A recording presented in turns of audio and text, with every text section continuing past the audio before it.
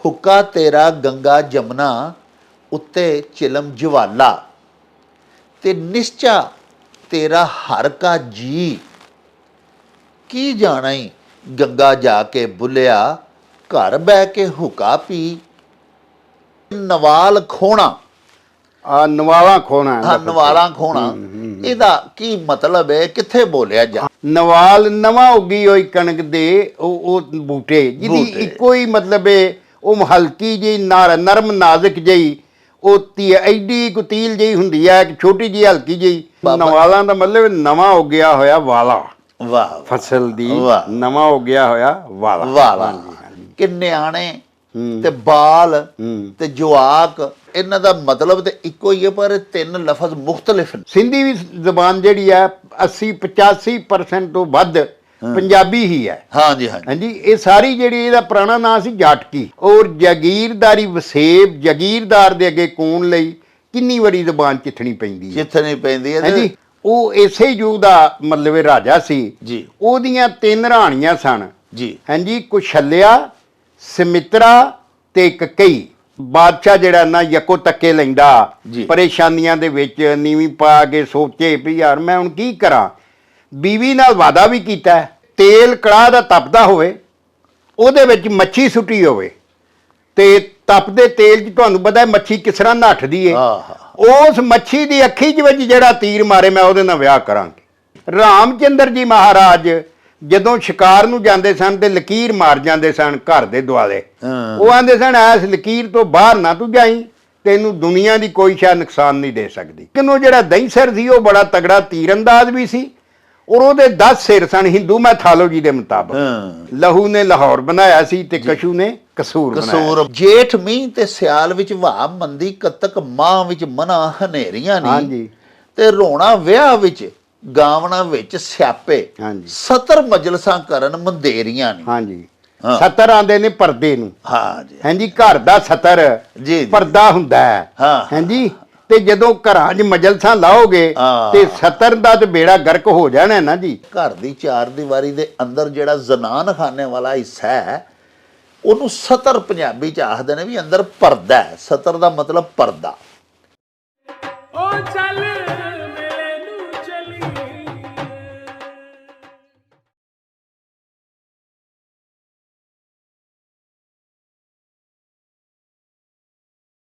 बिस्मिल्लाहिर्रहमानिर्रहीम शुरू खुदा दे नामों जिस दा जोड़ जवाब न कोई जिस दी रहमत बख्शिश वाला अंत हिसाब न कोई प्यारे वेखण वालिओ पंजाबी माँ बोली दे जुबानो अदब ते सकाफत दे फरोग ते वधावे ते चढ़तल लई शुरू कीते जान वाले तुहाडे अपने YouTube चैनल मेला TV ਦੇ ਉੱਤੇ ਤੁਹਾਨੂੰ ਦਿਲ ਦੀਆਂ ਡੁੰਘਾਈਆਂ ਤੋਂ ਸਤ ਬਿਸਮਿਲ੍ਲਾ ਤੇ ਜੀ ਆਇਆਂ ਨੂੰ ਆਖਨੇ ਆ ਪਿਆਰਿਓ ਸਾਡੀ ਇਹ ਬੇਨਤੀ ਏ ਵੀ ਸਾਡੇ ਇਸ ਚੈਨਲ ਨੂੰ ਸਬਸਕ੍ਰਾਈਬ ਕਰ ਲਵੋ ਨਾਲ ਬਣਿਆ ਹੋਇਆ ਘੰਟੀ ਦਾ ਨਿਸ਼ਾਨ ਜ਼ਰੂਰ ਦਬਾਇਆ ਜੇ ਪਿਆਰਿਓ ਸਾਡੇ ਵਲੌਗਸ ਨੂੰ ਲਾਈਕ ਕਰਿਆ ਕਰੋ ਤੇ ਆਪਸ ਦੇ ਵਿੱਚ ਸ਼ੇਅਰ ਵੀ ਕਰਿਆ ਕਰੋ ਤੇ ਨਾਲੇ ਆਪਣੇ ਕਮੈਂਟਸ ਸਾਨੂੰ ਜ਼ਰੂਰ ਭਿਜਵਾਇਆ ਕਰੋ ਜਿਹੜੇ ਕਿ ਸਾਡੇ ਲਈ ਬੜੀ ਹੱਲਾਸ਼ੇਰੀ ਦਾ ਸਬਬ ਹੁੰਦੇ ਨੇ ਤੇ ਨਾਲੇ ਅਸੀਂ ਤੁਹਾਡੇ ਕਮੈਂਟਸ ਦੇ ਚਾਨਣੇ ਆਪਣੀ ਗੱਲਬਾਤ ਨੂੰ ਮਜ਼ੀਦ ਨਿਖਾਰਨ ਤੇ ਸਵਾਰਨ ਤੇ ਸ਼ਿੰਗਾਰਨ ਦਾ ਆਰ ਤੇ ਯਤਨ ਵੀ ਕਰਦੇ ਰਹਿੰਦੇ ਆ ਪਿਆਰਿਓ ਸਾਡੇ ਹਮਸਾਇਆ ਮੁਲਕ ਭਾਰਤ ਦੇ ਸ਼ਹਿਰ ਚੰਡੀਗੜ੍ਹ ਤੋਂ ਸਾਡੀਆਂ ਦੋ ਭੈਣਾਂ ਰਮਨਜੀਤ ਕੌਰ ਤੇ ਜਸਕਿਰਨ ਕੌਰ ਤੇ ਉਹਨਾਂ ਦੀ ਸਹੇਲੀ ਗੁਲਾਬ ਕੌਰ ਉਹਨਾਂ ਹਜ਼ੂਰ ਬਾਬਾ ਜੀ ਬੁੱਲੇ ਸ਼ਾਹ ਸਾਹਿਬ ਦਾ ਇੱਕ ਦੋੜਾ ਸਾਨੂੰ ਭਿਜਵਾਇਆ ਹੈ ਤੇ ਮੰਗ ਕੀਤੀ ਹੈ ਵੀ ਇਹਦਾ ਤਰਜਮਾ ਤੇ ਇਹਦੀ ਸ਼ਰ੍ਹ ਅਸੀਂ ਤੁਹਾਡੇ ਹਜ਼ੂਰ ਬਿਆਨ ਕਰੀਏ ਹਜ਼ੂਰ ਬਾਬਾ ਜੀ ਬੁੱਲੇ ਸ਼ਾਹ ਫਰਮਾਉਂਦੇ ਨੇ ਭਈ ਹੁੱਕਾ ਤੇਰਾ ਗੰਗਾ ਜਮਨਾ ਉੱਤੇ ਚਿਲਮ ਜਵਾਲਾ ਹੁੱਕਾ ਤੇਰਾ ਗੰਗਾ ਜਮਨਾ ਉੱਤੇ ਚਿਲਮ ਜਵਾਲਾ ਤੇ ਨਿਸ਼ਚਾ ਤੇਰਾ ਹਰ ਕਾ ਜੀ ਕੀ ਜਾਣਾ ਈ ਗੰਗਾ ਜਾ ਕੇ ਬੁੱਲਿਆ, ਘਰ ਬਹਿ ਕੇ ਹੁਕਾ ਪੀ। ਪਿਆਰਿਓ, ਇਸ ਦੋੜੇ ਦੇ ਵਿੱਚ ਇੱਕ ਬੁਝਾਰਤ ਲੁਕੀ ਹੋਈ ਹੈ। ਉਹ ਕੀ? ਇਹਦਾ ਮਤਲਬ ਤੇ ਚੱਲ ਕੇ ਬਾਬਾ ਜੀ ਇਹਸਾਨ ਬਾਜਵਾ ਹੋਰਾਂ ਤੋਂ ਹੀ ਪੁੱਛਾਂਗੇ। ਤੇ ਸਾਹਿਬੋ, ਤੁਹਾਡੇ ਭਿਜਵਾਏ ਹੋਏ ਸਵਾਲ ਤੇ ਤੁਹਾਡੇ ਘੱਲੇ ਹੋਏ ਅਖਾਣ, ਉਹਨਾਂ ਦਾ ਪਰਾਗਾ ਵੀ ਤਿਆਰ ਹੈ। ਤੇ ਆਓ ਫਿਰ ਚਲੀਏ ਬਾਬਾ ਜੀ ਇਹਸਾਨ ਬਾਜਵਾ ਹੋਰਾਂ ਦੇ ਕੋਲੇ ਤੇ ਉਹਨਾਂ ਤੋਂ ਚੱਲ ਕੇ ਆਪਣੀਆਂ ਸਿੱਖ ਭੈਣਾਂ ਦਾ ਭਿਜਵਾਇਆ ਹੋਇਆ ਬਾਬਾ ਜੀ ਬੁੱਲੇ ਸ਼ਾਹ ਹੋਰਾਂ ਦਾ ਇਹ ਦੋੜਾ ਤੇ ਦੂਸਰੇ ਤੁਹਾਡੇ ਸਵਾਲਾਤ ਤੇ ਤੁਹਾਡੇ ਅਖਾਣ, ਇਹਨਾਂ ਦੇ ਪਰਤਾਵੇ ਤੇ ਇਹਨਾਂ ਦੇ ਮਤਲਬ ਜਾਣੀਏ। ਆਓ ਸਾਡੇ ਨਾਲ। ਉਹ ਚੱਲ ਮੇਲੇ ਨੂੰ ਚਲੀ।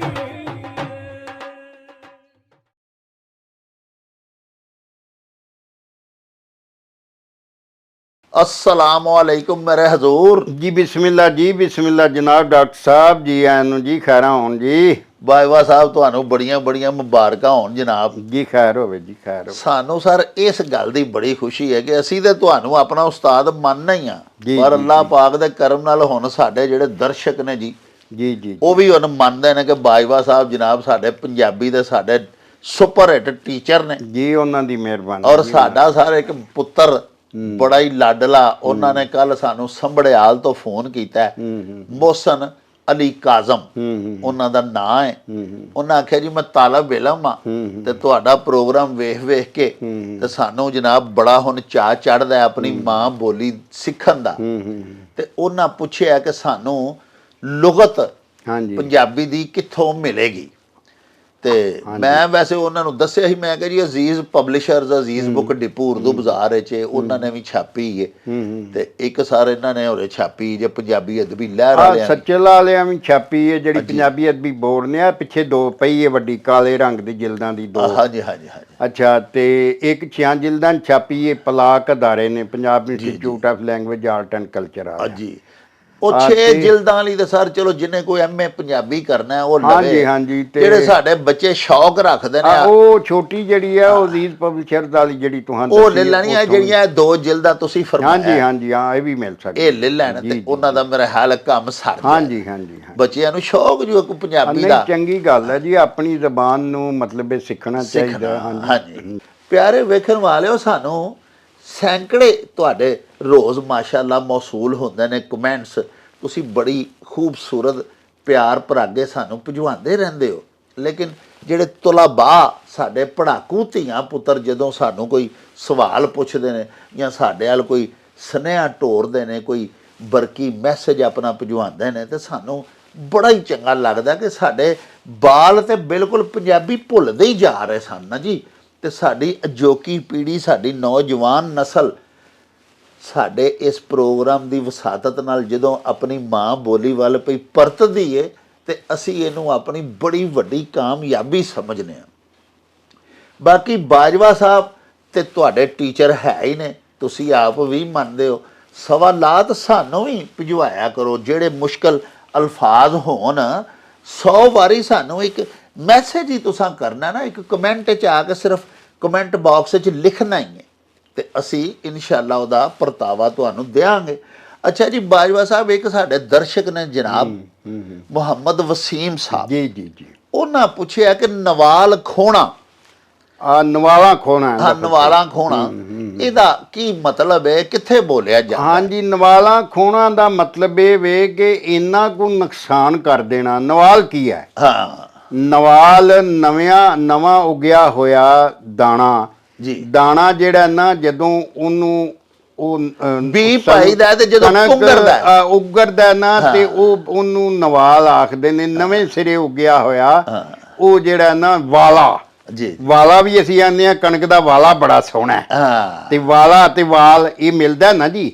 ਨਵਾਲ ਨਵਾਂ ਉਗੀ ਹੋਈ ਕਣਕ ਦੇ ਉਹ ਬੂਟੇ ਜਿਹਦੀ ਇੱਕੋ ਹੀ ਮਤਲਬ ਹੈ, ਉਹ ਹਲਕੀ ਜਿਹੀ ਨਰਮ ਨਾਜ਼ੁਕ ਜਿਹੀ ਉਹ ਐਡੀ ਕੁਤੀਲ ਜਿਹੀ ਹੁੰਦੀ ਹੈ, ਇੱਕ ਛੋਟੀ ਜਿਹੀ ਹਲਕੀ ਜਿਹੀ, ਉਹਨੂੰ ਅਗਰ ਉੱਥੋਂ ਉੱਤੋਂ ਖੋਹ ਛੜੋ ਤੇ ਬੂਟਾ ਕਦੀ ਦੁਬਾਰਾ ਉਗਦਾ ਹੀ ਨਹੀਂ। ਹਾਂਜੀ। ਤੋ ਨਵਾਲਾ ਖੋਣ ਦਾ ਮਤਲਬ ਇਹ ਸਾਰਾ ਖੇਤਰ ਹੀ ਉਜਾੜ ਦੇਣ, ਹਾਂ ਚੋਖਾ ਕਿਸੇ ਦਾ ਨੁਕਸਾਨ ਕਰ ਦੇਣ। ਜੀ ਤੇ ਜਦੋਂ ਲੋਕੀ ਆਪਸ ਚ ਗਰਮ ਸਰਦ ਹੁੰਦੇ ਨੇ ਤੇ ਆਂਦੇ ਨੇ ਤੂੰ ਮੇਰੀਆਂ ਨਵਾਲਾਂ ਖੋਹ ਲਈ ਬਾਈ, ਹਾਂ ਤੂੰ ਨਵਾਲਾ ਖੋਣ ਦਾ ਮਤਲਬ ਉਹਦਾ ਖੇਤਰ ਹੀ ਉਜਾੜ ਦੇਣ। ਹਾਂ ਹਾਂਜੀ ਇਹ ਦਾ ਮਨ। ਲਓ ਜੀ ਮੁਹੰਮਦ ਵਸੀਮ ਸਾਹਿਬ, ਨਵਾਲਾ ਜਿਹੜਾ ਤੁਸੀਂ ਫਰਮਾਇਆ ਨਾ, ਬਾਬਾ ਜੀ ਪੇ ਆਖਦੇ ਨੇ ਵੀ ਬਿਲਕੁਲ ਜਿਹੜਾ ਦਾਣਾ ਜੋ ਬੀਜੀ ਦਾ ਬੀਜ ਜਦੋਂ ਅਸੀਂ ਦੇਨੇ ਆ ਪੈਲੀ ਨੂੰ, ਤੇ ਉਹ ਪਹਿਲੀ ਜਿਹੜੀ ਅਵਲੀਨ ਉਹ ਵਿੱਚੋਂ ਛੋਟੀ ਜੀ ਕੋਂਪਲ ਨਿਕਲਦੀ ਹੈ ਜਿਹਨੂੰ ਹਜ਼ਰਤ ਸਖੀ ਸੁਲਤਾਨੁਲ ਆਰਫੀਨ ਨੇ ਆਪਣੇ ਇੱਕ ਚੌਮਿਸਰੇ ਚ ਅੰਗੂਰੀ ਵੀ ਆਖਿਆ। ਹਾਂਜੀ ਹਾਂਜੀ, ਉਹ ਅੰਗੂਰੀ ਜਿਹੜੀ ਨਿਕਲਦੀ ਹੈ ਨਾ, ਉਹ ਨਵਾਲਾਂ ਹੁੰਦੀਆਂ ਨੇ, ਤੇ ਉਹ ਨਵਾਲਾਂ ਖੋਣੀਆਂ ਵੀ ਯਾਨੀ ਕਿਸੇ ਦਾ ਬੇਹੱਦ ਨੁਕਸਾਨ ਕਰ ਦੇਣਾ। ਅੱਛਾ ਹਜ਼ੂਰ, ਇੱਕ ਨਵਾਲਾਂ ਦਾ ਮਤਲਬ ਨਵਾਂ ਉੱਗਿਆ ਹੋਇਆ ਵਾਲਾ, ਵਾਹ ਫਸਲ ਦੀ ਨਵਾਂ ਉੱਗਿਆ ਹੋਇਆ ਵਾਲਾ। ਅੱਛਾ ਹੁਣ ਬਾਬਾ ਜੀ ਇੱਕ ਸਾਡੇ ਹੋਰ ਦੋਸਤ ਨੇ, ਉਹਨਾਂ ਨੇ ਜੇ ਨਜ਼ੀਰ ਉਹਨਾਂ ਦਾ ਨਾਂ ਹੈ, ਉਹਨਾਂ ਸਾਰੇ ਇਹ ਸਵਾਲ ਸਾਥੋਂ ਪੁੱਛਿਆ ਕਿ ਨਿਆਣੇ ਤੇ ਬਾਲ ਤੇ ਜਵਾਕ, ਇਹਨਾਂ ਦਾ ਮਤਲਬ ਤੇ ਇੱਕੋ ਹੀ ਹੈ ਪਰ ਤਿੰਨ ਲਫ਼ਜ਼ ਮੁਖਤਲਿਫ ਨੇ। ਹਾਂਜੀ ਇਸ ਤਰ੍ਹਾਂ ਨਾ ਜੀ, ਜਿਸ ਤਰ੍ਹਾਂ ਵੱਡੀਆਂ ਜ਼ਬਾਨਾਂ ਜਿਹੜੀਆਂ ਹੁੰਦੀਆਂ ਨੇ ਨਾ ਜੀ, ਜਿਸ ਤਰ੍ਹਾਂ ਵੱਡੇ ਟੱਬਰਾਂ ਦੇ ਵਿੱਚ ਕੋਈ ਮੁੰਡਾ ਵਾਹੀ ਕਰਦਾ, ਕੋਈ ਕਿਤੇ ਪਟਵਾਰੀ ਲੱਗਾ ਹੁੰਦਾ, ਕੋਈ ਵਕੀਲ ਹੁੰਦਾ ਜੀ ਜੀ, ਵੱਡੀ ਜ਼ਬਾਨ ਹੈ ਤੇ ਵੱਡੀ ਜ਼ਬਾਨ ਦੇ ਲਹਿਜੇ ਵੀ ਚੋਖੇ ਨੇ ਜੀ, ਉਹਦੇ ਡਾਇਲੈਕਟ ਜਿਹੜੇ ਨੇ ਉਹ ਵੀ ਚੋਖੇ ਨੇ। ਜੀ, ਜ਼ਬਾਨ ਬਹੁਤ ਵੱਡੀ ਹੈ, ਘੇਰਾ ਇਹਦਾ ਬੜਾ ਵਿਸ਼ਾਲ ਹੈ ਜੀ, ਤੇ ਵੱਖ-ਵੱਖ ਇਲਾਕਿਆਂ 'ਚ ਮਸਨ ਇੱਕੋ ਹੀ ਇਹ ਹੁਣ ਤੁਹਾਡਾ ਤੇ ਗੁਜਰਾਂ ਵਾਲੇ ਦਾ, ਮੇਰਾ ਤੇ ਗੁਜਰਾਂ ਵਾਲੇ ਦਾ ਕਿੰਨਾ ਕੁ ਫਰਕ ਹੈ। ਹਾਂ ਅਸੀਂ ਇੱਥੇ ਮਤਲਬ ਇਹ ਆਨੇ ਆ ਸੁੱਟ ਦੇ ਜੀ, ਗੁਜਰਾਂ ਵਾਲੇ ਆਨੇ ਨੇ ਸੱਟ ਦੇ। ਹਾਂ ਅੱਛਾ, ਅੱਗੇ ਗੁਜਰਾਤ ਚਲੇ ਜਾਓ ਤੇ ਅਸੀਂ ਆਨੇ ਆ ਪਿੰਡ,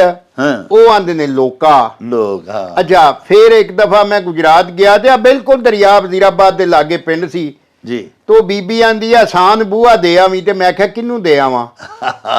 ਅੱਛਾ, ਤੇ ਉੱਥੇ ਬੂਹਾ ਦੇ ਆਵਣਾ ਬੂਹਾ ਬੰਦ ਕਰਨ ਨੂੰ ਆਖਦੇ ਨੇ। ਹਾਂਜੀ ਹਾਂਜੀ, ਤੇ ਥੋੜਾ ਫਰਕ ਇਹ ਖੂਬਸੂਰਤੀ ਹੈ ਕਿਉਂਕਿ ਬਹੁਤ ਵੱਡੀ ਜ਼ਬਾਨ ਹੈ, ਕਿੱਥੇ ਦਿੱਲੀ ਤੇ ਕਿੱਥੇ ਜਨਾਬ ਬਾਲਾਕੋਟ, ਹਾਂਜੀ, ਤੇ ਕਿੱਥੇ ਸਾਦਕਾਬਾਦ ਰਹੀਮ ਯਾਰ ਖਾਨ, ਹਾਂਜੀ ਹਾਂਜੀ, ਤੇ ਡੀਆਈ ਖਾਨ 'ਚ ਵੀ ਪੰਜਾਬੀ ਬੋਲੀ ਜਾਂਦੀ, ਪਸ਼ਾਵਰ 'ਚ ਪੰਜਾਬੀ ਬੋਲੀ ਜਾਂਦੀ, ਹਿੰਦ ਕੋ ਤੇ ਨਹੀਂ ਉਹ ਪੰਜਾਬੀ ਹੈ ਨਾ, ਉਹਨਾਂ ਹਿੰਦ ਕੋ ਰੱਖਿਆ। ਹੁਣ ਜੋ ਮਰਜ਼ੀ ਰੱਖ ਲੈਣ, ਹੁਣ ਤੇ ਸਾਡਾ ਵਾਰਸ ਹੀ ਕੋਈ ਨਾ। ਹਾਂਜੀ, ਅੱਛਾ, ਤੇ ਜਨਾਬ ਇਹ ਮੁਖਤਲਿਫ ਵੱਖ-ਵੱਖ ਇਲਾਕਿਆਂ ਦੇ ਵਿੱਚ ਕਿਤੇ ਅਸੀਂ ਬਾਲ, ਕਿਤੇ ਅਣਜਾਣਾ, ਕਿਤੇ ਨਿਆਣਾ, ਕਿਤੇ ਜਾਤਕ, ਹਾਂਜੀ, ਕਿਤੇ ਜਵਾਕ, ਰਾਵਲਪਿੰਡੀ ਵੱਲ ਜਾਓ ਤੇ ਆਂਦੇ ਨੇ ਜਾਕੁੱਤ ਦਾ ਕੀ ਹਾਲ ਹੀ, ਉਹ ਜਾਕੁੱਤ ਆਂਦੇ ਨੇ, ਹਾਂਜੀ, ਕਿਤੇ ਜੂੰਗੇ ਵੀ ਆਂਦੇ ਨੇ। ਹਾਂਜੀ ਹਾਂਜੀ, ਅੱਛਾ, ਤੇ ਇਹ ਮਤਲਬ ਇਹ ਕਿ ਹੋਰ ਵੀ ਹੋ ਸਕਦਾ ਮਤਲਬ ਇਹ ਮੁਖਤਲਿਫ 40-50 ਮੀਲ ਤੋਂ ਬਾਅਦ ਜੋ ਬਾਜਵਾ ਸਾਹਿਬ ਆਖਦੇ ਨੇ ਕਿ ਜ਼ੁਬਾਨ ਸਾਡੀ ਪੰਜਾਬੀ ਜਿਹੜੀ ਹੈ ਨਾ 10-12 ਮੀਲਾਂ ਤੇ ਆ। ਸ਼ਕਰਗੜ੍ਹ ਦਾ ਲਹਿਜਾ ਸਾਡੇ ਤੋਂ ਕਿੰਨਾ ਵੱਖਰਾ, ਥੋੜਾ ਐਕਸੈਂਟ ਚੇਂਜ ਹੋ ਜਾਂਦਾ। ਹਾਂਜੀ, ਸਿਆਲਕੋਟ ਦੇ ਵਿੱਚ ਕਿੰਨੇ ਲਹਿਜੇ ਚੇਂਜ ਨੇ। ਮੈਨੂੰ ਇੱਕ ਦਫਾ ਨਾ ਪ੍ਰੋਫੈਸਰ ਪ੍ਰੀਤਮ ਸਿੰਘ, ਸਾਡੇ ਬੜੇ ਵੱਡੇ ਪੰਜਾਬੀ ਦੇ ਰਾਈਟਰ ਹੋਏ ਨੇ, ਉਹਨਾਂ ਲਿਖਿਆ ਅੱਗੇ ਚਿੱਠੀ ਲਿਖੀ ਕਿ ਮੈਂ ਕਿਤਾਬ ਲਿਖ ਰਿਹਾ ਪੰਜਾਬੀ ਤੇ ਪੰਜਾਬੀਅਤ ਜੀ, ਤੇ ਲਹਿੰਦੇ ਪੰਜਾਬ ਵਿੱਚ ਜਿਹੜੇ ਲਹਿਜੇ ਨੇ ਨਾ, ਡਾਇਲੈਕਟ ਨੇ, ਉਹਨਾਂ ਦੇ ਦੋ ਫਿਕਰੇ ਮੈਨੂੰ ਲਿਖ ਕੇ ਕਰ ਲਓ। ਮੈਂ ਸ਼ਕਰਗੜ੍ਹੋਂ ਸ਼ੁਰੂ ਹੋਇਆ, ਮੀਆਂ ਵਾਲੀ ਉਹ ਡੇਰਾ ਗਾਜ਼ੀ ਖਾਂ ਤੱਕ ਗਿਆ ਜੀ, 22 ਸਫ਼ਿਆਂ ਦਾ ਖਤ ਉਹਨੇ ਆਖਿਆ ਯਾਰ ਕਮਾਲ ਹੋ ਗਈ, ਮੈਂ ਤੇ ਬੜਾ ਹੈਰਾਨ ਹੋਇਆ। ਹਾਂਜੀ, ਤੋ ਇਹ ਜਿਹੜੀ ਹੈ ਨਾ ਇਹ ਖੂਬਸੂਰਤੀ ਹੈ। ਅਸਲ ਵਿੱਚ ਸਿੰਧੀ ਵੀ ਜ਼ਬਾਨ ਜਿਹੜੀ ਹੈ 80-85% ਤੋਂ ਵੱਧ ਪੰਜਾਬੀ ਹੀ ਹੈ। ਹਾਂਜੀ ਹਾਂਜੀ, ਇਹ ਸਾਰੀ ਜਿਹੜੀ ਇਹਦਾ ਪੁਰਾਣਾ ਨਾਂ ਸੀ ਜਾਟਕੀ, ਇਹਦਾ ਪੁਰਾਣਾ ਨਾਂ ਸੀ ਜਾਟਕੀ, ਹਾਂਜੀ, ਜੱਟ ਦੇਸ਼ ਦੀ ਬੋਲੀ। ਤੋ ਇਹਨਾਂ ਲੋਕਾਂ ਦੀ ਕਿਉਂਕਿ ਨਸਲ ਇੱਕ ਸੀ ਜੀ, ਇਸ ਵਾਸਤੇ ਜ਼ੁਬਾਨ ਵੀ ਇੱਕ ਸੀ। ਲੇਕਿਨ ਜਿੱਥੇ ਜਿੱਥੇ ਮਸਨ ਤੁਸੀਂ ਜਾਓ ਨਾ, ਮੈਂ ਇੱਕ ਦਫਾ ਮਜ਼ਮੂਨ ਲਿਖਿਆ, ਡਾਕਟਰ ਮੋਹਸਨ ਮਗਿਆਣਾ ਸਾਹਿਬ ਨੇ ਸਾਡੇ ਜੀ ਜੰਗ ਤੋਂ ਬੜੇ ਵੱਡੇ ਪੰਜਾਬੀ ਦੇ ਰਾਈਟਰ ਨੇ ਜੀ, ਤੇ ਉਹਨਾਂ ਦੇ ਕਿਤਾਬ ਕਿਸੇ ਤੇ ਮਜ਼ਮੂਨ ਲਿਖਿਆ, ਤੇ ਮੈਂ ਕਿਹਾ ਉਹਨਾਂ ਦਾ ਜਿਹੜਾ ਬੋਲਣ ਹੈ ਨਾ ਥੋੜਾ ਸਲੋ ਹੈ, ਮੱਠਾ ਹਾਂਜੀ, ਮੈਂਡੇ ਮਿੱਠੜੇ, ਹਾਂਜੀ ਜੀ ਜੀ, ਅੱਛਾ, ਸਾਈਂ ਔਲੀ। ਸ਼ਕਰਗੜ੍ਹ ਜਾਓ ਤਾਂ ਉਹਨਾਂ ਨੂੰ ਪੁੱਛੀਏ ਰਾਹ ਜਾਣਾ ਫਲਾਣੇ ਪਿੰਡ ਤੋਂ, ਆਉਂਦੇ ਨੇ ਰਾੜੇ ਟੁਰਿਆ ਜਾ, ਡੇਲੇ ਤੜੋਈ ਦੇ ਨਹੀਂ, ਸਪੀਡ ਨਾਲ। ਲੇਕਿਨ ਝੰਗ ਦਾ ਮੁਲਤਾਨ ਦਾ ਲਹਿਜਾ ਮੱਠਾ ਕਿਉਂ ਹੈ? ਕਿਉਂਕਿ ਉੱਥੇ ਜਾਗੀਰਦਾਰੀ ਵਸੇਬ ਹੈ, ਔਰ ਜਾਗੀਰਦਾਰ ਦੇ ਅੱਗੇ ਕੌਣ ਲਈ ਕਿੰਨੀ ਵਾਰੀ ਜ਼ਬਾਨ ਚਿੱਥਣੀ ਪੈਂਦੀ ਹੈ, ਹਾਂਜੀ, ਔਰ ਸੋਚਣਾ ਪੈਂਦਾ ਕੋਈ ਲਫ਼ਜ਼ ਗਲਤ ਨਾ ਨਿਕਲ ਜਾਏ। ਹਾਂਜੀ, ਤੇ ਉਹਦਾ ਲਹਿਜਾ ਜਿਹੜਾ ਸਲੋ ਹੈ ਹਾਂਜੀ ਜੀ ਅੱਜ ਇਹਨੂੰ ਇਹਨਾਂ ਨੇ ਹੁਣ ਨਵੀਂ ਜ਼ਬਾਨ ਸਰਾਇਕੀ ਬਣਾਈ ਹੈ, ਅਸੀਂ ਤਾਂ ਉਹਨੂੰ ਪੰਜਾਬੀ ਦਾ ਲਹਿਜਾ ਹੀ ਮੰਨਦੇ ਹਾਂ। ਹਾਂਜੀ ਅੱਛਾ, ਤੋ ਇਹ ਸਾਰਾ ਜਿਹੜਾ ਨਾ ਜੀ ਇਹ ਸਾਰਾ ਇਹ ਖੂਬਸੂਰਤੀ ਹੈ। ਲੋ ਜੀ ਭਾਈਜਾਨ ਜੈ ਨਜ਼ੀਰ ਸਾਹਿਬ, ਤੁਸੀਂ ਬਾਬਾ ਜੀ ਸਾਡਿਆਂ ਦੀਆਂ ਗੱਲਾਂ ਬਾਤਾਂ ਸੁਣ ਲਈਆਂ। ਇਹ ਪੰਜਾਬੀ ਏਡੀ ਵਿਸ਼ਾਲ, ਏਡੀ ਮੋਖਲੀ ਤੇ ਖੁੱਲੇ ਖਿਲਾਰ ਵਾਲੀ ਜ਼ੁਬਾਨ ਹੈ ਤੇ ਏਡੀ ਕਦੀਮੀ ਹੈ। ਇਹਦੇ ਵਿੱਚ ਅਲਫਾਜ਼ ਦੀ ਵੈਰਾਈਟੀ ਬਹੁਤ ਜ਼ਿਆਦਾ ਹੈ। ਇਹ ਜਿਹੜੇ ਤੁਸੀਂ ਤਿੰਨੇ ਲਫ਼ਜ਼ ਭਿਜਵਾਏ ਨੇ ਨਾ, ਨਿਆਣੇ ਤੇ ਜਵਾਕ ਤੇ ਬਾਲ, ਇਹ ਤਿੰਨਾਂ ਦਾ ਮਤਲਬ ਤਾਂ ਇੱਕੋ ਹੀ ਹੈ। ਮਤਲਬ ਅਸੀਂ ਆਪਣੇ ਛੋਟੇ ਬੱਚਿਆਂ ਨੂੰ ਬਾਲ ਵੀ ਆਖਦੇ ਆ, ਨਿਆਣੇ ਵੀ ਆਖਦੇ ਆ, ਜਵਾਕ ਵੀ ਆਖਦੇ ਆ, ਜਾਤਕ ਵੀ ਆਖਦੇ ਆ। ਜਿਵੇਂ ਬਾਬਾ ਜੀ ਦੱਸਿਆ, ਇਹ ਪੰਜਾਬੀ ਦੇ ਮੁਖਤਲਿਫ ਅਲਫਾਜ਼ ਨੇ ਤੇ ਥੋੜ੍ਹੇ ਥੋੜ੍ਹੇ ਵਕਫੇ ਤੋਂ ਬਾਅਦ, ਯਾਨੀ ਗੁਜਰਾਂ ਵਾਲੇ ਜਿਹੜੇ ਅਲਫਾਜ਼ ਬੋਲੇ ਜਾਂਦੇ ਨੇ ਉਹ ਗੁਜਰਾਤ ਜਾ ਕੇ ਥੋੜ੍ਹਾ ਜਿਹਾ ਚਨਾਬ ਤੋਂ ਪਰਲੇ ਪਾਸੇ ਉਹਨਾਂ 'ਚ ਫਰਕ ਆ ਜਾਂਦਾ ਹੈ। ਗੁਜਰਾਂ ਵਾਲੇ ਅਸੀਂ ਆਖਦੇ ਹਾਂ ਰੋਟੀ, ਹਾਂਜੀ ਗੁਜਰਾਤੀਏ ਸਾਡੇ ਭਰਾ ਟਾਪਾਂ ਆਖਦੇ ਨੇ। ਹਾਂਜੀ, ਇਸੇ ਤਰ੍ਹਾਂ ਗੁਜਰਾਂ ਵਾਲੇ ਅਸੀਂ ਰੋਟੀ ਜਿਹੜੇ ਕੱਪੜੇ 'ਚ ਲਪੇਟਨੇ ਆ ਅਸੀਂ ਉਹਨੂੰ ਪੌਣਾ ਆਖਦੇ ਆ। ਜੀ ਜੀ। ਤੇ ਗੁਜਰਾਤੀਏ ਜਿਹੜੇ ਨੇ ਉਹ ਕੰਦੂਰੀ ਆਖਦੇ ਨੇ ਸਾਡੇ ਭਰਾ। ਹਾਂਜੀ, ਤੇ ਕੰਦੂਰੀ ਵੀ ਪੰਜਾਬੀ ਦਾ ਹੀ ਲਫ਼ਜ਼ ਹੈ। ਹਾਂਜੀ, ਤੇ ਪੌਣਾ ਵੀ ਪੰਜਾਬੀ ਦਾ ਲਫ਼ਜ਼ ਹੈ। ਲਫ਼ਜ਼ ਸਾਰੇ ਪੰਜਾਬੀ ਦੇ ਨੇ, ਸਾਡੀ ਮਾਂ ਬੋਲੀ ਦੀ ਹੋਈ ਇਹ ਵੈਰਾਈਟੀ ਹੈ। ਬਾਜਵਾ ਸਾਹਿਬ ਸਾਡੀ ਇੱਕ ਧੀ, ਸਾਡੀਆਂ ਮੁਸਤਕਿਲ ਦਰਸ਼ਕ ਨੇ ਉਹ ਵੀ, ਹਾਂਜੀ ਹਾਂਜੀ, ਉਹਨਾਂ ਇਹ ਪੁੱਛਿਆ ਵੀ ਆਪਣੇ ਪਿਛਲੇ ਪ੍ਰੋਗਰਾਮ ਦੇ ਵਿੱਚ ਬਾਬਾ ਜੀ ਫਰਮਾਇਆ ਸੀ ਕਿ ਦਹੀਂਸਰ ਘਰ ਦੇ ਭੇਤੋਂ ਮਾਰਿਆ ਗਿਆ ਸੀ। ਜੀ ਜੀ ਜੀ। ਤੇ ਉਹ ਆਖਦੀਆਂ ਨੇ ਵੀ ਦਹੀਂਸਰ ਕੌਣ ਸੀ? ਹਾਂਜੀ, ਅਸਲ ਜੀ ਕਹਾਣੀ ਇਹ ਵੇ ਕਿ ਜਿਹੜਾ ਰਾਜਾ ਜਸਰਤ ਸੀ ਨਾ, ਜਿਹਨੂੰ ਦਸਤਰਸਤ ਵੀ ਆਂਦੇ ਨੇ ਜੀ, ਉਹ ਇਸੇ ਯੁੱਗ ਦਾ ਮਤਲਬ ਰਾਜਾ ਸੀ ਜੀ। ਉਹਦੀਆਂ 3 ਰਾਣੀਆਂ ਸਨ ਜੀ ਹਾਂਜੀ, ਕੁਸ਼ਲਿਆ, ਸਮਿਤਰਾ ਤੇ ਕਕਈ ਜੀ। 3 ਰਾਣੀਆਂ ਜੋ ਜਿਹੜੀ ਤੀਸਰੀ ਉਹਨੇ ਜਦੋਂ ਕੀਤੀ ਨਾ ਜੀ, ਉਹਨੇ ਆਖਿਆ ਕਿ ਮੇਰੀ ਇੱਕ ਈਨ ਮੰਨੇਗਾ ਤੇ ਮੈਂ ਤੇਰੇ ਨਾਲ ਤਾਂ ਵਿਆਹ ਕਰਨਾ ਹੈ। ਹਾਂ। ਉਹਨੇ ਆਖਿਆ ਤੇਰੀ ਈਨ ਕੀ ਹੈ? ਉਹਨੇ ਆਖਿਆ ਇਹ ਮੈਂ ਉਹ ਮਨਵਾਉਣ ਵਾਲੇ ਵੇਲੇ ਮਰਦੀ ਨਾਲ ਦੱਸਾਂਗੀ। ਹਾਂ ਕਿ ਜਦੋਂ ਮੈਂ ਈਨ ਮਨਵਾਣੀ ਹੋਏਗੀ ਮੈਂ ਫਿਰ ਤੈਨੂੰ ਦੱਸਾਂਗੀ। ਹਾਂ। ਉਹ ਹੁਣ ਇਹ ਹੋਇਆ ਕਿ ਆ ਗਈ, ਉਹ ਵੀ ਰਾਣੀ ਬਣ ਗਈ ਜੀ। ਉਹਦੇ ਤੋਂ ਬਾਅਦ ਉਹਨਾਂ ਨਾਲ ਬੱਚੇ ਹੋਏ ਜੀ। ਬੱਚਾ ਸੀ ਵੱਡਾ ਰਾਮਚੰਦਰ ਜੀ ਮਹਾਰਾਜ ਜੀ ਤੇ ਛੋਟੇ ਲక్ష్మణ ਤੇ ਛੋਟੀ ਜੋ ਤੀਸਰੀ ਚੋਂ ਜਿਹੜਾ ਹੋਇਆ ਉਹਦਾ ਨਾਂ ਸੀ ਤਰਤ। ਹਾਂ। ਅੱਛਾ, ਹੁਣ ਬਾਦਸ਼ਾਹੀ ਦੇ ਅਸੂਲ ਦੇ ਮੁਤਾਬਕ ਜਿਹੜਾ ਵੱਡਾ ਪੁੱਤਰ ਹੈ ਉਹ ਬਾਦਸ਼ਾਹ ਬਣਦਾ ਸੀ, ਉਹਦੇ ਸਿਰ ਤੇ ਬਾਦਸ਼ਾਹੀ ਤਾਜ ਸਜਦਾ ਸੀ। ਉਹ ਜਨਾਨੀ ਨੇ ਆਖਿਆ ਕਿ ਮੇਰੀ ਜਿਹੜੀ ਈਨ ਤੈਨੂੰ ਮੈਂ ਮਨਾਣੀ ਉਹ ਵੇਲਾ ਆ ਗਿਆ ਹੁਣ। ਹਾਂ। ਉਹਨੇ ਆਖਿਆ ਵੀ ਹੁਣ ਕੀ ਤੇਰੀ ਗੱਲ ਹੈ, ਕੀ ਈਨ ਹੈ ਤੇਰੀ? ਉਹਨੇ ਆਖਿਆ ਮੇਰੀ ਈਨ ਹੈ ਕਿ ਮੇਰੇ ਪੁੱਤਰ ਨੂੰ ਬਾਦਸ਼ਾਹ ਬਣਾਓ। ਹਾਂ। ਜਿਹੜਾ ਹੁਣ ਬਾਦਸ਼ਾਹੀ ਅਸੂਲ ਦੇ ਖਿਲਾਫ ਸੀ। ਠੀਕ। ਅੱਛਾ, ਲੇਕਿਨ ਉਦੋਂ ਭਰਾ ਵੀ ਬੜੇ ਹਿਜਲੇ ਹੁੰਦੇ ਸਨ, ਇੱਕ ਦੂਜੇ ਨਾਲ ਪਿਆਰ ਮੁਹੱਬਤ ਕਰਨ ਵਾਲੇ। ਜੀ ਜੀ। ਉਹਨੇ ਜਨਾਬ ਨਾ ਬਾਦਸ਼ਾਹ ਜਿਹੜਾ ਨਾ ਯਕੋ ਤੱਕੇ ਲੈਂਦਾ, ਪਰੇਸ਼ਾਨੀਆਂ ਦੇ ਵਿੱਚ ਨੀਵੀਂ ਪਾ ਕੇ ਸੋਚੇ ਵੀ ਯਾਰ ਮੈਂ ਹੁਣ ਕੀ ਕਰਾਂ।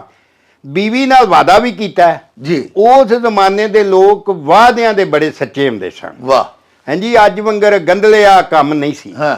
ਹਾਂਜੀ, ਹੁਣ ਉਹ ਪਰੇਸ਼ਾਨ ਹੈ ਕਿ ਇਹਦੇ ਨਾਲ ਮੈਂ ਵਾਅਦਾ ਵੀ ਕੀਤਾ ਹੈ। ਪੁੱਤਰ ਨੂੰ ਪਤਾ ਲੱਗਾ ਰਾਮਚੰਦਰ ਜੀ ਮਹਾਰਾਜ ਨੂੰ। ਜੀ।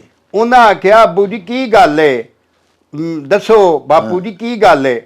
ਉਹਨਾਂ ਆਖਿਆ ਜੀ ਗੱਲ ਤੇ ਪੁੱਤਰੋ ਆ ਹੈ ਕਿ ਮੈਂ ਇਹਦੇ ਨਾਲ ਵਾਅਦਾ ਕਰ ਬੈਠਾ ਸਾਂ ਤੇ ਮਤਲਬ ਇਹ ਵੇ ਪਈ ਮੈਂ ਤੇਰੀ ਈਨ ਮੰਨਾਂਗਾ ਜਦੋਂ ਮੈਂ ਵਿਆਹ ਕੀਤਾ। ਹਾਂ। ਹੁਣ ਇਹਨੂੰ ਮੈਨੂੰ ਪਤਾ ਨਹੀਂ ਸੀ ਈਨ ਕਿਹੜੀ ਹੈ ਤੇ ਮੈਨੂੰ ਹੁਣ ਹੀ ਈਨ ਮਨਾਉਣ ਲੱਗੀ ਹੈ। ਹਾਂ। ਤੇ ਉਹਨੇ ਆਖਿਆ ਕਿ ਮੇਰੇ ਪੁੱਤਰ ਨੂੰ ਬਾਦਸ਼ਾਹ ਬਣਾ। ਠੀਕ। ਅੱਛਾ, ਤੇ ਮੈਂ ਹੁਣ ਕੀ ਕਰਾਂ ਤੇ ਮਜਬੂਰ ਹੋਇਆ ਪਿਆ ਤੇ ਮੈਨੂੰ ਰਾਹ ਨਹੀਂ ਪਿਆ ਦਿਸਦਾ। ਉਸ ਵੇਲੇ ਨਾ ਜਿਹੜੇ ਰਾਮਚੰਦਰ ਜੀ ਸਨ ਨਾ ਜੀ, ਉਹਨਾਂ ਕਿਹਾ ਕਿ ਅੱਬਾ ਜੀ ਮੈਂ ਤੁਹਾਨੂੰ ਭੈੜਿਆ ਨਹੀਂ ਪੈਣ ਦੇਣਾ, ਤੁਹਾਨੂੰ ਵਾਅਦੇ ਤੋਂ ਮੈਂ ਨਹੀਂ ਅੱਗੇ ਪਿੱਛੇ ਹੋਣ ਦੇਣਾ। ਅਸੀਂ ਦੋਵੇਂ ਭਰਾ ਮੈਂ ਤੇ ਲక్ష్మణ ਜਿਹੜੇ ਆ ਨਾ 14 ਸਾਲ ਦੇ ਬੰਦਬਾਂਸ ਤੇ ਚਲੇ ਜਾਂਦੇ ਆ। ਵਾਹ। ਬੰਦਬਾਂਸ ਦਾ ਮਤਲਬ ਸੀ ਦੇਸ਼ ਨਿਕਾਲਾ, ਜੰਗਲਾਂ 'ਚ ਟੁਰ ਜਾਂਦੇ। ਜੰਗਲਾਂ 'ਚ ਟੁਰ ਜਾਂਦੇ। ਉਹ ਹੁਣ ਜੰਗਲਾਂ 'ਚ ਟੁਰ ਗਿਆ, ਉੱਥੇ ਜਨਾਬ ਜਿਹੜਾ ਉੱਥੇ ਰਹਿਣੇ ਸ਼ੁਰੂ ਹੋ ਗਏ। ਮਗਰੋਂ ਦਰਤ ਬੜਾ ਜ਼ੋਰ ਲਾਇਆ, ਮੈਂ ਤੁਹਾਡੀਆਂ ਖੜਾਵਾਂ ਜਿਹੜੀਆਂ ਨੇ ਨਾ ਤੁਹਾਡੇ ਮਤਲਬ ਘੋੜਿਆਂ ਦੇ ਖਰਕੜੇ ਕਰਾਂਗਾ, ਮੈਨੂੰ ਵੀ ਲੈ ਚੱਲੋ, ਮੈਂ ਨਹੀਂ ਬਾਦਸ਼ਾਹੀ ਕਰਨੀ। ਲੇਕਿਨ ਉਹਨਾਂ ਕਿਹਾ ਕਿ ਨਹੀਂ ਤੂੰ ਬਾਦਸ਼ਾਹੀ ਕਰ। ਉਹ ਕਰਦਾ ਰਿਹਾ। ਉਹ ਜੰਗਲ 'ਚ ਟੁਰ ਗਏ। ਜੰਗਲ 'ਚ ਜਦੋਂ ਚਲੇ ਗਏ ਤੇ ਉਸ ਵੇਲੇ ਨਾ ਉੱਥੇ ਇੱਕ ਬਾਦਸ਼ਾਹ ਸੀ ਜੀ ਉਹਨੇ ਆਖਿਆ ਜੀ ਮੇਰੀ ਧੀ ਨੇ ਵਿਆਹ ਕਰਨਾ ਹੈ ਹਾਂ ਤੇ ਡਿਠਾਵਾਰ ਕਰਨਾ ਹੈ, ਲੇਕਿਨ ਸ਼ਰਤ ਇਹ ਵੇ ਕਿ ਤੇਲ ਕੜਾਹ ਦਾ ਤਪਦਾ ਹੋਵੇ, ਉਹਦੇ ਵਿੱਚ ਮੱਛੀ ਸੁੱਟੀ ਹੋਵੇ, ਤੇ ਤਪਦੇ ਤੇਲ 'ਚ ਤੁਹਾਨੂੰ ਪਤਾ ਹੈ ਮੱਛੀ ਕਿਸ ਤਰ੍ਹਾਂ ਨੱਠਦੀ ਏ, ਉਸ ਮੱਛੀ ਦੀ ਅੱਖੀ 'ਚ ਵਿੱਚ ਜਿਹੜਾ ਤੀਰ ਮਾਰੇ ਮੈਂ ਉਹਦੇ ਨਾਲ ਵਿਆਹ ਕਰਾਂਗੀ। ਵਾਹ। ਅੱਛਾ, ਉਹਨਾਂ ਜਨਾਬ ਉੱਥੇ ਪਿੜ ਲੱਗ ਗਿਆ, ਜੀ। ਸਾਰੇ ਬੜੇ ਬੜੇ ਤੀਰ ਅੰਦਾਜ਼ ਆ ਗਏ, ਸਾਰੇ ਬਾਦਸ਼ਾਹ ਦੀ ਧੀ ਸੀ। ਹਾਂਜੀ। ਉਹਨੇ ਆਖਿਆ ਕੋਈ ਸ਼ਰਤ ਨਹੀਂ, ਬਾਦਸ਼ਾਹ ਦਾ ਪੁੱਤਰ ਹੈ ਜਾਂ ਨਹੀਂ, ਜਿਹੜਾ ਵੀ ਤੀਰ ਮਾਰੇਗਾ, ਕੜਾਹ ਤਪਦਾ ਪਿਆ, ਉਹਦੇ 'ਚ ਮੱਛੀ ਸੁੱਟੀ ਹੈ ਵੱਡੀ, ਠੀਕ। ਉਹ ਮੱਛੀ ਜਿਹੜੀ ਉਹ ਭੁੜਕਦੀ ਹੈ ਪਈ, ਵਿੱਚ ਜਾਂਦੀ ਹੈ ਪਈ, ਉਹਦੀ ਅੱਖੀ ਜਿਹੜਾ ਤੀਰ ਮਾਰੇ ਉਹਦੇ ਨਾਲ ਮੈਂ ਨਿਕਾਹ ਕਰਾਂਗੀ।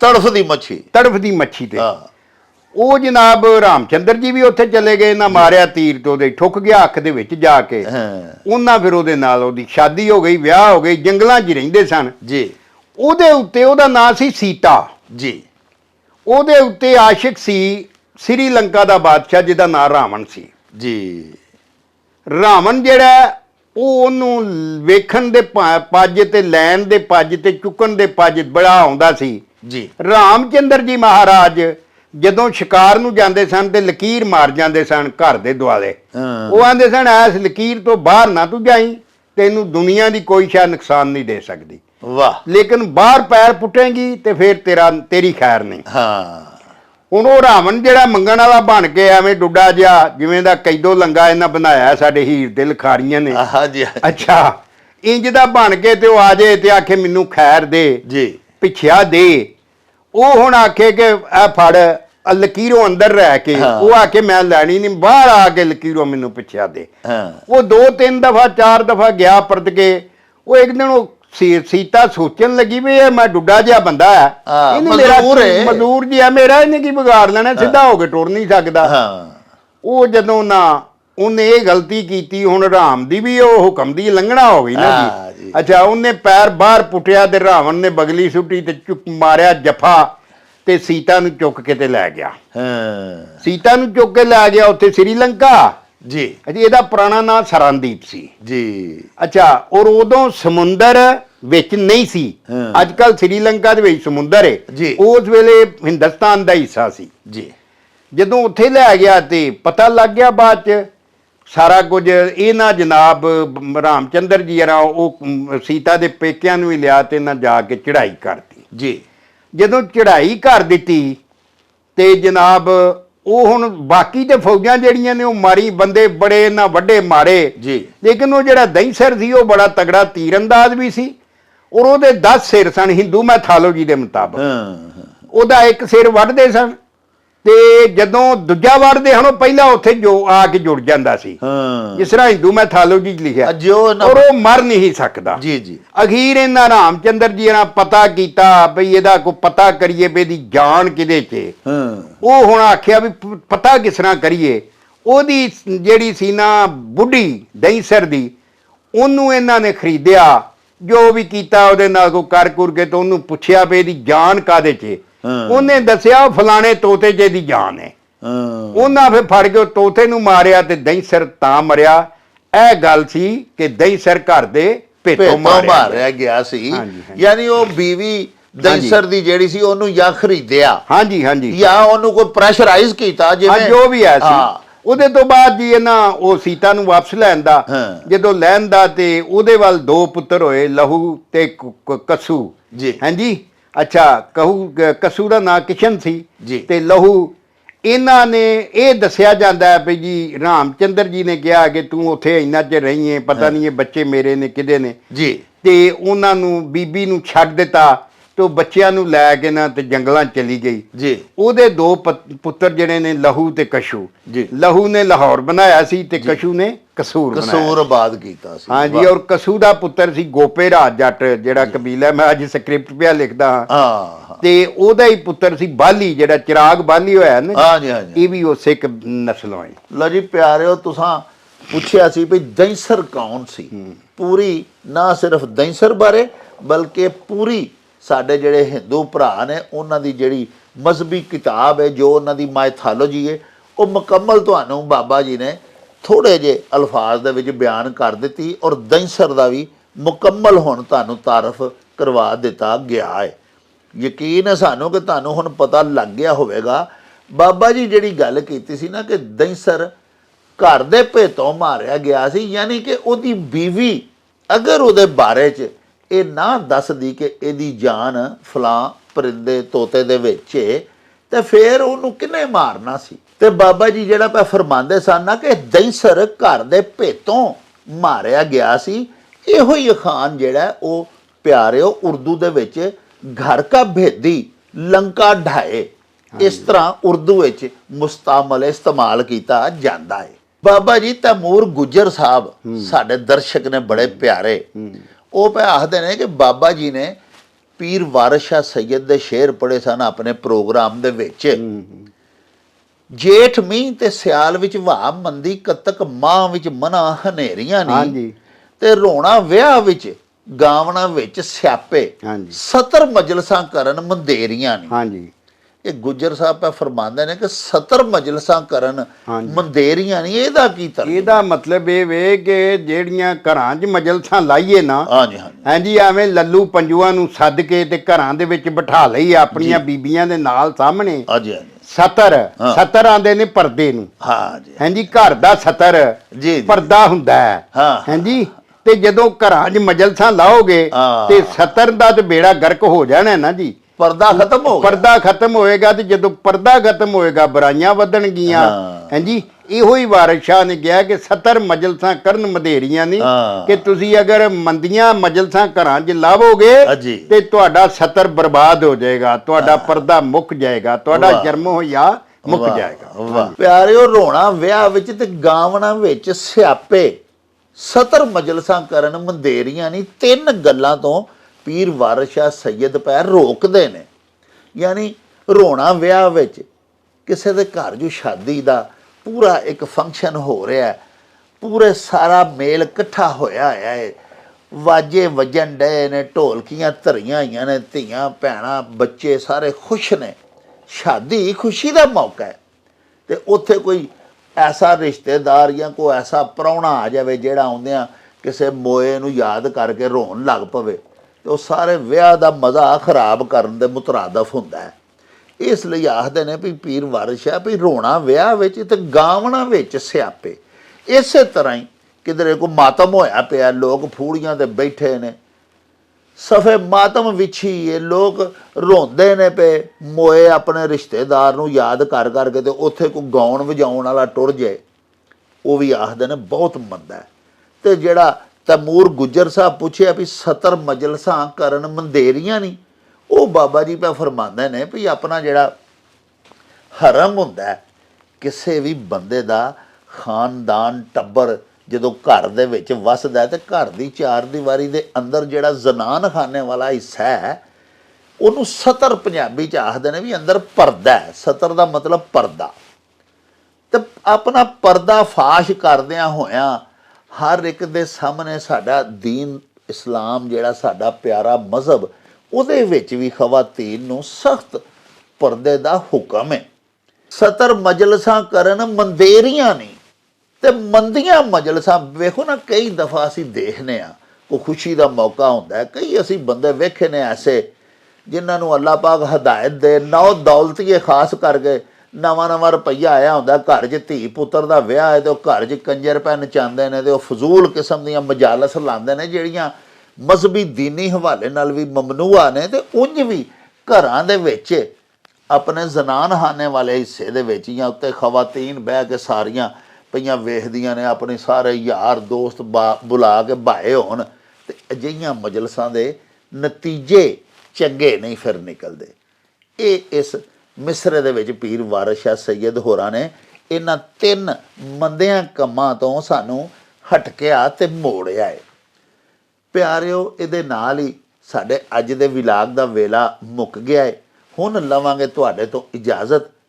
ਲੈ ਉਹ ਯਾਰ ਹਵਾਲੇ ਰੱਬ ਦੇ ਤੇ ਮੇਲੇ 4 ਦਿਨਾਂ ਦੇ, ਉਸ ਦਿਨ ਈਦ ਮੁਬਾਰਕ ਹੋਸੀ, ਜਿਸ ਦਿਨ ਫੇਰ ਮਿਲਾਂਗੇ, ਰੱਬ ਰਾਖਾ ਤੇ ਅੱਲਾ ਬੇਲੀ। ओ चल